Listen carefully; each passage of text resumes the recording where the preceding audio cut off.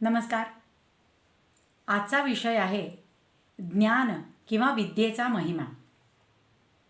न चोरहार्यम न च राजहार्यम न भ्रातृभाज्यम न च भारकारी व्यये कृते वर्धते एव नित्यम विद्याधन सर्वधन प्रधानम. जे न हिरावू शकतो राजा लुटू शकेना चोरही जे. ना भावांमधी होई वाटणी ना ज्याचे होई ओझे. जितके खर्चू तितके वाढे वाढत राही सतत चिजे. नाव तयाचे विद्याधन हो सर्व धनांमध्ये श्रेष्ठ चिजे. माणसाजवळ इतर कोणतंही धन असलं तरी ते चोरांपासून जपण्यासाठी कडी कुलपात ठेवावं लागतं. धनावरून भाऊबंदकी होते, त्यावर कर भरावा लागतो आणि सतत खर्च केल्याने कुठलंही धन कधीतरी संपून जातं.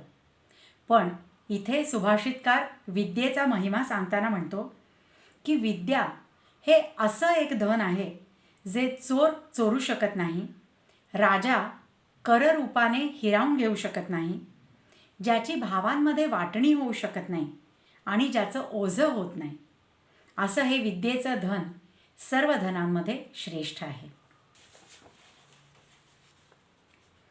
असं हे सर्वश्रेष्ठ धन मिळवणं तितकंसं सोपं नसतं. एका प्रकारे ती तपश्चर्याच असते.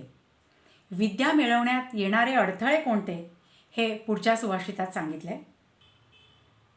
स्वच्छंदत्वम धनार्थित्वम प्रेमभावोथ भोगिता अविनीतत्वम आलस्यम विद्या विघ्नकराणि षट. स्वच्छंदीपण लोभ धनाचा विषययुक्त ती प्रीती आळस अन औद्धत्य ही विघ्ने विद्या मार्गी असती. स्वैराचार किंवा स्वच्छंदीपणा म्हणजे कुठलेच नियम न पाळता मन मानेल तसं वागणं. धनाचा लोभ, विषयासक्त प्रेम, आळस आणि उद्धटपणा ही विद्यार्थ्याच्या विद्या मिळवण्याच्या मार्गातली 6 विघ्न आहेत. ही दूर करता आली तरच उत्तम विद्या प्राप्त होऊ शकते असं सुभाषितकार म्हणतो. विद्या हे जरी सर्वश्रेष्ठ धन असलं तरी त्यातही कुठल्या प्रकारची विद्या श्रेष्ठ, तिची लक्षणं कोणती हे विष्णू पुराणात सांगितलंय.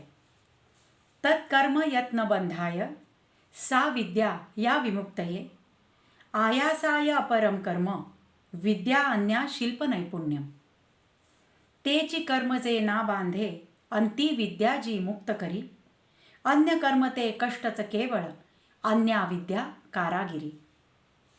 जे कर्म कोणतंही बंधन निर्माण करत नाही तेच खरं कर्म.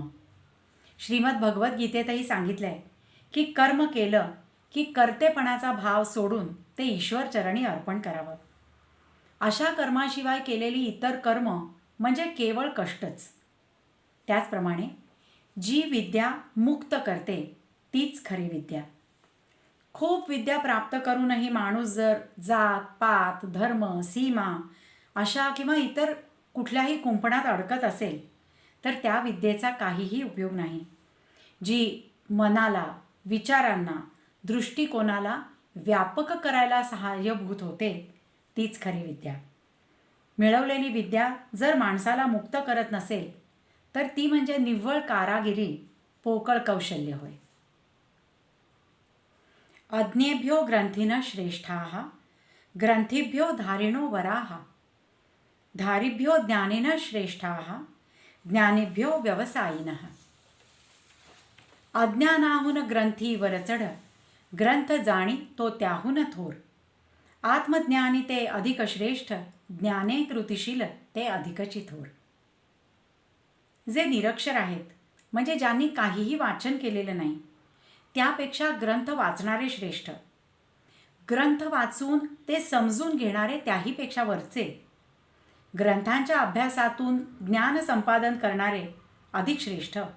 पण मिळवलेलं ज्ञान अभ्यासापुरतं किंवा उपदेश प्रवचनांपुरतंच मर्यादित न ठेवता ते आचरणात कृतीत आणणारे ते या सर्वांच्यापेक्षा श्रेष्ठ. अशा अर्थाच्या अनेक म्हणी मराठीत आहेत, आपल्याला माहिती आहे. लोका सांगे ब्रह्मज्ञान स्वतः कोरडे पाषाण किंवा बोले तैसा चाले त्याची वंदावी पाऊले. आणखी कोणते गुण वंदनीय आहेत ते बघूया पुढच्या भागामध्ये. अशीच छान सुभाषितं ऐकण्यासाठी, त्यांचे अर्थ समजावून घेण्यासाठी चॅनेल नक्की लाईक करा, सबस्क्राईब करा, शेअर करा. आणि संस्कृत सुभाषितं आणि मराठी अनुवाद जर वाचायचा असेल तर डिस्क्रिप्शन बॉक्समध्ये दिलेला आहे. पुन्हा भेटूया पुढच्या भागात. नमस्कार.